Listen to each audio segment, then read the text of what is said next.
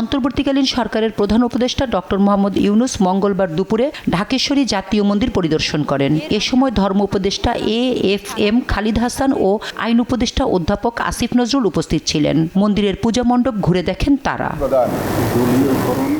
পরে পূজা উদযাপন পরিষদের নেতাদের সঙ্গে মতবিনিময় করেন প্রধান উপদেষ্টা।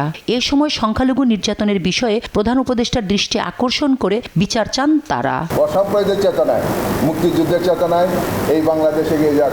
রাষ্ট্রীয় সব প্রতিষ্ঠানে পচন ধরেছে উল্লেখ করে প্রধান উপদেষ্টা বলেন, সবার অধিকার প্রতিষ্ঠার মধ্য দিয়ে গণতন্ত্র ও বাক স্বাধীনতা ফিরিয়ে আনতে হবে। আমাদের গণতান্ত্রিক যে আকাঙ্ক্ষা, সেখানে আমরা বিবেচিত মুসলমান হিসেবে নয়, হিন্দু হিসেবে নয়, বৌদ্ধ হিসেবে নয়, মানুষ হিসেবে আমাদের অধিকারগুলো নিশ্চিত হোক এমন বাংলাদেশ আমরা করতে চাচ্ছি, যেটা আমরা এক পরিবার।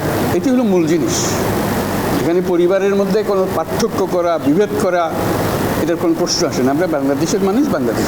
ধর্মীয় নেতাদের ক্ষোভ নিয়ে চিন্তা না করার আহ্বান জানান তিনি। বলেন, সব ধর্মের মানুষের মধ্যে ঐক্য সমাজে শৃঙ্খলা ফিরিয়ে আনবে।